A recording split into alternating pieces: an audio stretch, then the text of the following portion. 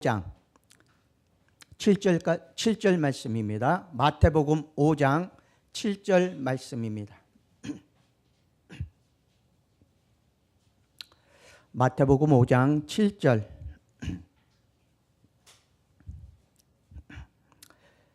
신약성경 5페이지에 있습니다. 마태복음 5장 7절. 우리 다 찾은 줄 알고 한 목소리로 합독합니다. 긍휼히 여기는 자는 복이 있나니 그들이 긍휼히 여김을 받을 것이며. 한 번 더 봅니다. 긍휼히 여기는 자는 복이 있나니 여기심을 받을 것이며. 아멘. 잠시 기도드립니다. 아버지 하나님 감사합니다. 하나님께서 저희를 사랑하시고 인도하여 주셔서 귀한 시간을 허락하여 주셔서 하나님의 말씀을 들을 수 있도록 인도하심을 감사드립니다. 긍휼히 여기는 자가 복이 있다고 말씀해 주시며 긍휼히 여김을 받는다고 말씀하셨습니다. 아버지 하나님이여 우리와 늘 함께하여 주사 긍휼히 여기는 주의 성도들 될 수 있도록 도우시고 아버지 하나님의 긍휼하심을 받아 참된 복을 받아 누릴 수 있는 하나님의 자녀들 될 수 있도록 주께서 인도하여 주옵소서. 예수님의 이름으로 기도드리옵나이다. 아멘. 오늘 말씀에서 긍휼히 여기는 자는 복이 있다고 말씀해 주고 계십니다. 이 복에 대하여 그는 긍휼히 여김을 받을 것이라고 하셨습니다. 긍휼이란 말은 불쌍히 여긴다, 자비를 베푼다는 뜻입니다. 그래서 헬라어에서는 엘레모스란 말로 쓰여지고 있습니다. 긍휼은 그 발원지가 바로 하나님이십니다. 시편 25편 6절에서 이르시되 하나님의 긍휼하심이 영원 전부터 있었다라고 말씀해 주고 계십니다. 또한 시편 45편 9절에서는 하나님의 긍휼하심은 그 지으신 모든 것에 미친다고 말씀해 주십니다. 이렇듯이 하나님의 긍휼은 하나님께서 지으신 모든 것에 미쳐서 그들을 보살피시고 그들을 사랑하시고 그들에게 자비를 베풀어 주신다는 말씀입니다. 하나님의 긍휼하심은 그 아들을 이 세상에 보내심으로 죄인들에 대한 그의 놀라운 사랑으로 나타내 보이셨습니다. 바로 예수 그리스도를 이 땅에 보내주셔서 그를 믿는 자를 다 구원하도록 인도하여 주셨다는 것입니다. 하나님으로부터 긍휼하심을 받는 우리는 다른 사람에게 이러한 하나님의 긍휼을 베풀어야 합니다. 첫째로 하나님이 나타내신 긍휼하심과 우리가 베풀어야 할 긍휼에 대해서 말씀해 주고 계십니다. 주님은 마태복음 18장 23절에서 하나님이 우리에게 베푸신 긍휼과 우리가 베풀어야 할 긍휼에 대하여 하나의 빚진 자의 비유를 통해서 우리에게 교훈해 주십니다. 임금 앞에 끌려간 1만 달란트 빚진 자는 바로 하나님의 심판대 앞에 서야 할 죄인들을 말하고 있습니다. 그가 하나님 임금에게 빚진 1만 달란트는 우리가 하나님 앞에 갚아야 할 우리의 죄값을 가리키고 있는 것입니다. 1만 달란트란 주인이 탕감해 주지 않으면 평생 갚을 수 없는 그러한 것을 의미합니다. 이 같은 표현은 죄값은 금으로나 은으로나 아무 것으로도 갚지 못하고 다만 그 죄값이 사망이란 사실을 우리에게 잘 가르쳐주고 있는 그러한 말씀입니다. 그 임금은 그 종을 불쌍히 여기시고 그 빚을 탕감하여 주셨다고 말씀해 주십니다. 그리고 임금이 탕감해 주신 것은 하나님의 자비하심으로 우리의 죄를 용서하신 것을 비유해 주고 있습니다. 하나님의 긍휼하심은 우리의 무서운 죄를 용서해 주시는 자비하심으로 나타나셨습니다. 이 하나님의 자비하심이 그토록 크다고 말할 수 있는 것은 하나님은 이런 긍휼하심을 베푸시기 위해 그 아들 예수 그리스도를 세상에 보내셨고 그분을 십자가에 달으셔서 화목 제물로 삼으시고 또한 우리를 죄의 구속자로 삼아 주셨다는 것입니다. 단감받은 종은 그 임금의 자비를 본받아 자신도 이웃에게 이 같은 자비를 베풀어야 합니다. 임금이 책망해서 그 같은 일을 찾을 수 있습니다. 악한 종아, 내가 빌기에 내가 네 빚을 전부 탕감하여 주었거늘 내가 너를 불쌍히 여김같이 너도 내 동가를 불쌍히 여김이 마땅치 아니하냐고 말하고 있습니다. 1만 달란트 빚진 자는 임금 앞에서 자비를 구함으로 하나님의 사랑과 긍휼하심으로 1만 달란트의 빚을 탕감받았습니다. 그러나 그는 100데나리온의 빚을 진 자신의 동관을 나가다가 만남으로 그 빚을 받으려고 하였고 그 빚을 받을 수 없기에 그는 그 동관을 감옥에 가두고 말았습니다. 그리고 이것을 본 사람이 임금 앞으로 달려나가 이 같은 사실을 알렸습니다. 그랬을 때에 임금은 다시 그 1만 달란트의 빚진 자를 잡아들이고 그가 빚을 갚을 때까지 감옥에 가두었음을 우리는 볼 수 있습니다. 이렇듯이 하나님의 자비하심과 하나님의 긍휼하심을 입은 우리들도 이와 같이 긍휼함을 베풀어야 한다고 주님께서는 비유적으로 말씀해 주신 것입니다. 탕감받은 이 종은 자신에게 빚진 100데나리온의 동관을 이렇게 불쌍히 여기지 아니하고 그는 자비심이 없이 옥에 가두고 말았음을 우리는 하나님의 임금의 책망을 통하여서 잘 알 수가 있습니다. 이 소문이 임금에게 들렸습니다. 그리고 그는 노하여 그에게 그를 다시 옥에 가두었습니다. 바로 주님은 이와 같이 말씀하십니다. 오직 너희 원수를 사랑하고 선대하며 아무것도 바라지 말고 빌리라. 그리하면 너희 상이 클 것이요 또 지극히 높으신 이의 아들이 되리니 그는 은혜를 모르는 자와 악한 자에게도 인자로우시니라.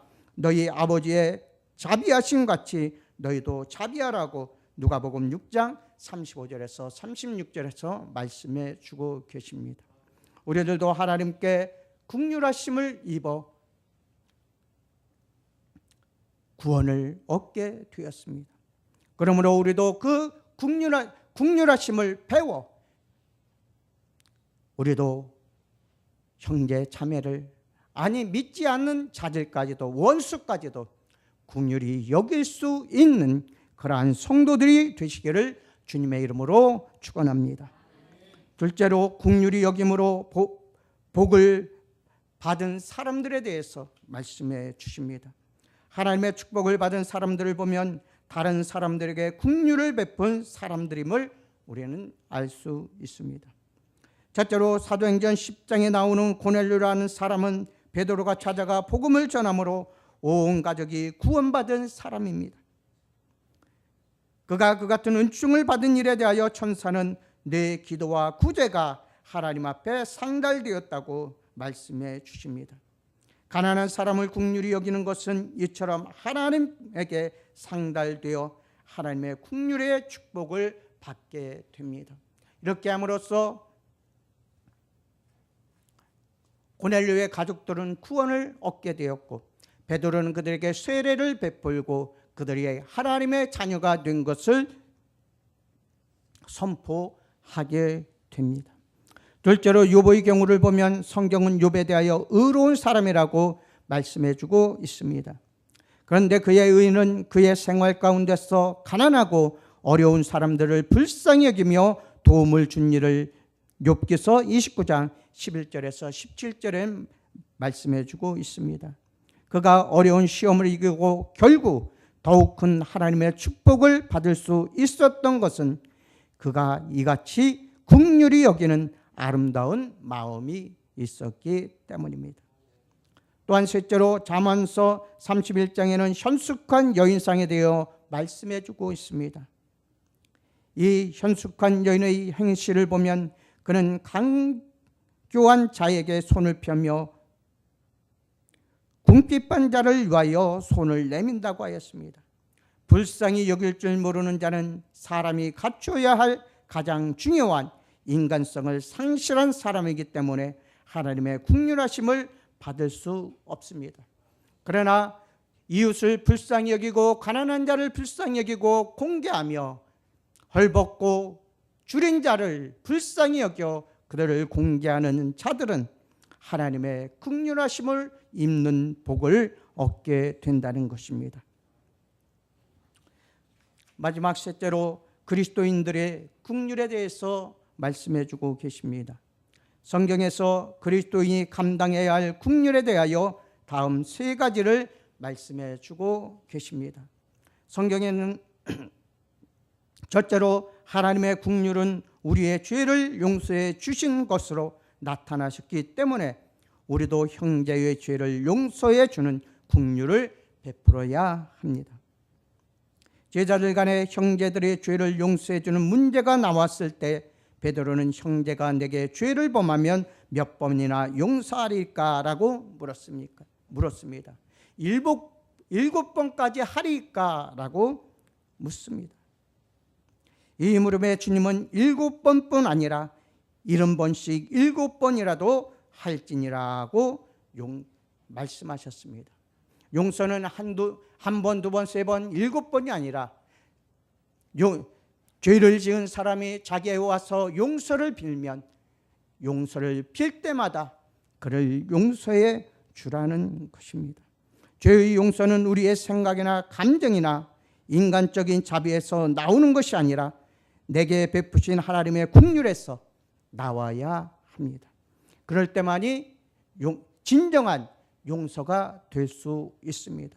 우리는 죽을 수밖에 없던 그러한 죄악 가운데 살던 자들이었습니다. 그러함에도 불구하고 하나님께서는 우리를 불쌍히 여기셔서 예수 그리스도를 보내셔서 우리를 구속해 주셨습니다. 그렇기 때문에 예수님은 원수까지도 사랑하라고 하신 것입니다. 원수까지도 긍휼히 여기라고 말씀해 주시는 것입니다.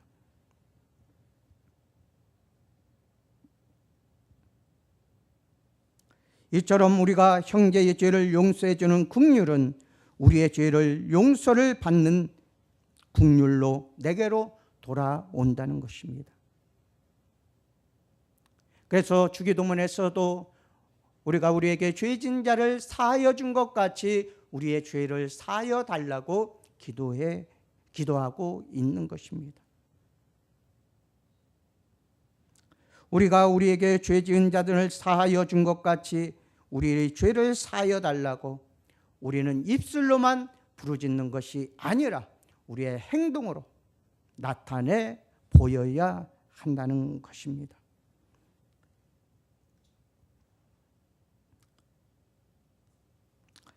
에베소서 4장 32절에서는 이처럼 말씀해 주고 있습니다. 서로 인자하게 하며 불쌍히 여기며 서로 용서하기를 하나님이 그리스도 안에서 너희를 용서함 같이 하라고 말씀해 주십니다. 하나님께서 우리를 용서함 같이 우리도 우리에게 죄진 자들을 용서해 주어야 한다는 사실입니다. 둘째로 하나님의 긍휼은 도움받을 길이 없는 과부나 고아를 불쌍히 보시는 것으로 나타나며 가난한 자를 돌보시는 것으로 나타나기 때문에 하나님께서는 우리에게 가난한 형제나 이웃을 긍휼히 여기실 것을 원하고 계십니다. 가난한 자를 불쌍히 여기는 것은 하나님께 꾸이는 것이니 그 전생을 갚아 주시리라고 잠언서 13장 17절에 말씀해 주십니다. 우리가 불쌍한 자들, 가난한 자들을 불쌍히 여기고 긍휼히 여기는 것은 하나님께 꾸이는 것이라고 하였습니다. 그리고 전생에 걸쳐서 하나님께서 그 행한 대로 갚아주시겠다고 약속해 주십니다. 또한 셋째로 하나님의 긍휼은 원수를 사랑하는 것으로 나타나시기 때문에 우리로 내 원수를 사랑하라고 하십니다. 내 원수를 사랑하고 너희를 핍박하는 자를 위하여 기도하라고 주님께서는 말씀해 주셨습니다. 우리가 예수 그리스도를 믿기 전에는 하나님과 원수된 삶을 살았습니다. 그러함에도 불구하고 하나님은 우리를 긍휼히 여기셔서 그 원수됨을 잊으시고 그 아들 예수 그리스도를 통하여서 우리를 구원해 주셨습니다. 우리는 그 피의 값을 갚아야 하는 것입니다. 그 주님의 피의 값을 갚는 것이 바로 원수까지도 사랑하고 그들을 긍휼히 여기는 것입니다. 이러한 삶을 살아갈 때 하나님께서 반드시 그 행한 대로 갚아주시는 것입니다. 결론의 말씀을 드립니다. 남에게 긍휼을 베푸는 사람은 하나님으로부터 긍휼히 여김을 받을 것이라고 하셨습니다. 하나님의 긍휼을 받을 수 있는 것은 말할 수 없는 축복이 아닐 수 없습니다. 첫째, 내가 죄를 범하였을 때 하나님의 긍휼히 여기심을 받을 수 있습니다. 그 죄의 용서를 받을 수 있다는 것입니다. 둘째로, 내가 형통합니다. 사람은 언제 어려움이 올지 알 수 없습니다. 하나님은 이럴 때 나에게 형통의 길을 열어주십니다. 셋째로, 우리가 남에게 제물로 긍휼을 베풀었을 때 하나님은 나에게 어려움이 올 때에 제물로 갚아주십니다. 그리고 넷째로, 하나님은 심판대 앞에서 나에게 긍휼을 베푸시는 심판을 하시겠다고 야고보서 2장 13절에서는 약속해 주셨습니다. 그러므로 우리는 하나님의 긍휼하심을 본받아 우리도 긍휼히 여기는 삶을 사시기를 주님의 이름으로 축원합니다. 기도하겠습니다. 아버지 하나님, 감사합니다. 하나님께서는 우리와 함께하여 주셔서 우리를 긍휼히 여기시고 죄에서 사망에서 구원으로 생명으로 옮겨 주셨습니다. 아버지 하나님이여, 우리도 그 하나님의 긍휼하심을 본받아 형제 자매를 긍휼히 여기며 가난한 자를 긍휼히 여기며 또한 원수까지도 사랑할 수 있는 삶을 살아갈 수 있도록 주께서 인도하여 주옵소서. 그러한 삶을 사는 자에게 하나님의 긍휼하심을 받을 수 있고 죄 용서함을 받을 수 있으며 형통하게 하며 또한 어려울 때 하나님께서 그 어려움을 풀어주시며 또한 나에게 긍휼을 베푸시는 심판으로 함께 하신다고 약속해 주셨사오니 아버지 하나님이여, 우리 성도들 함께하여 주사 참된 긍휼 하심을 본받아 긍휼히 여기는 삶을 살아가며 하나님께서 약속하신 축복을 받아 누릴 수 있는 귀한 주의 자녀들 될 수 있도록 주께서 인도하여 주옵소서. 함께 하심을 감사하옵고 예수님의 이름으로 기도드리옵나이다. 아멘. 우리 찬송가 309장 찬송 드립니다. 309장입니다. 목마른 내 영혼 주가 이미 허락한 그 귀한 영생수 주여 갈망합니다. 그 약속 따라서 힘써 간구하오니 오 주여 내 기도 어서 들어주소서.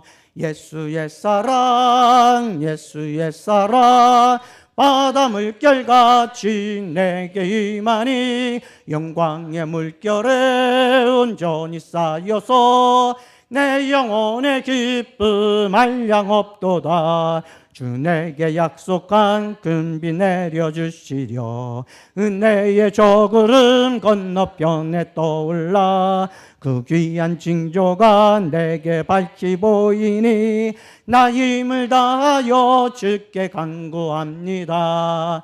예수의 사랑 예수의 사랑 바다 물결같이 내게 임하니 영광의 물결에 온전히 쌓여서 내 영혼의 기쁨 한량없도다. 은혜의 적락비 지금 흡족히 내려 구원의 큰 강물을 넣자고 넘쳐서 내 주한 모든 죄 모두 씻어버리니 나 지금 은혜를 충만하게 받았네. 예수의 사랑 예수의 사랑 바다 물결같이 내게 임하니 영광의 물결에 온전히 쌓여서 내 영혼의 기쁨 한량없도다. 그 차고 넘치는 주의 은혜의 물결 힘차게 밀려와 내게 만족합니다. 오 할렐루야로 주를 찬송하오니 내 충만함이라. 예수의 사랑 예수의 사랑 바다 물결같이 내게 임하니 영광의 물결에 온전히 쌓여서 내 영혼의 기쁨 한량없도다. 교회 소식 전해드립니다. 우리 다 같이 인사합니다. 사랑합니다. 축복합니다. 평안하세요. 2018년 표 너 하나님의 사람아 일어나 표대를 향하여 함께 가자입니다. 오직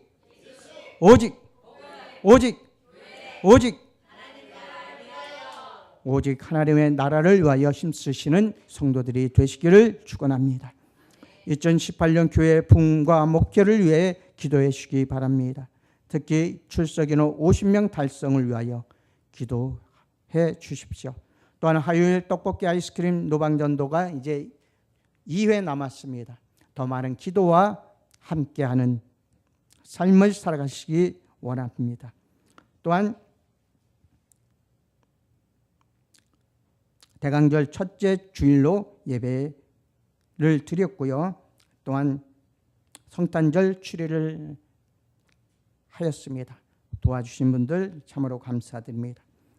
또한 첫날 첫 새벽 월상 예배를 하나님께 은혜롭게 드렸습니다. 날마다 예수 이름을 높이는 삶을 살아가는 성도들이 되시기를 축원합니다. 또한 12월 16일 공동의회가 있습니다. 모두 참석하여 주십시오. 세례 교인 이상은 참석하셔도 됩니다.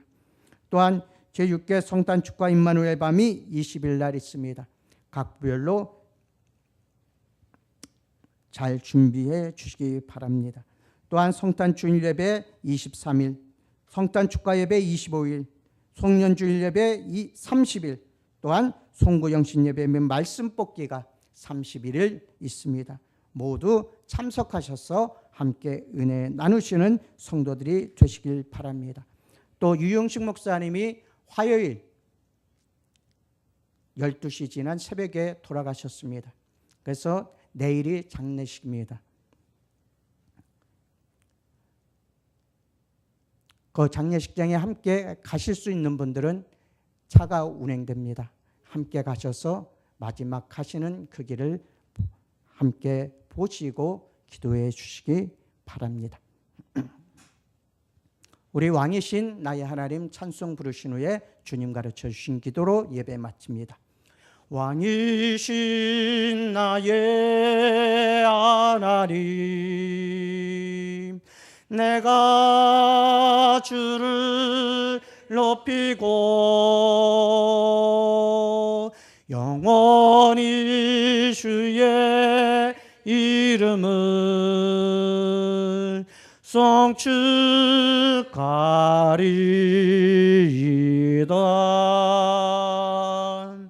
하늘에 계신 우리 아버지여, 이름이 거룩히 여김을 받으시오며 나라의 임하옵시며 뜻이 하늘에서 이루어진 것 같이 땅에서도 이루어지이다.